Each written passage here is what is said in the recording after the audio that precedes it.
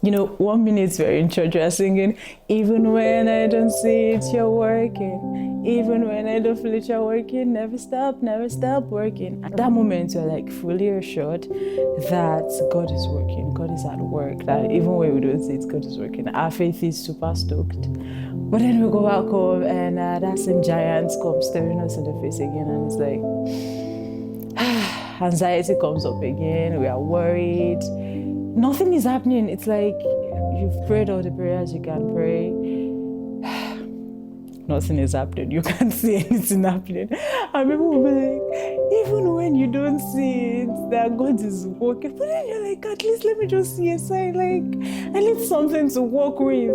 But I'm starting to learn that what God requires of us is a childlike faith. That don't worry, I'll catch you, just jump. Like, I saw a video on Instagram one time. There was this child, and her dad had his hand like outstretched, and he was telling her, jump.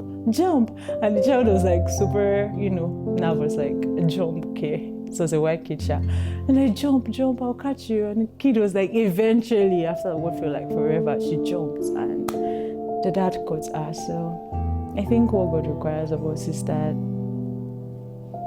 even when we don't see it, even when we don't understand it, that we should just believe in the promise of the dawn. Like, I read this book one time, As Sure as the Dawn. So I'm starting to learn that God promises as sure as the dawn. And He wants us to have like a childlike faith that even when I don't see it, even when it is not happening, God is working. Like, He's working in ways I don't even understand, and He's going to make everything work together in my favor. Me that I'm talking now, it is very easy to talk about it. There are times when like, oh, nothing is happening. But it helps to, look at the promises, just remember what He has done before.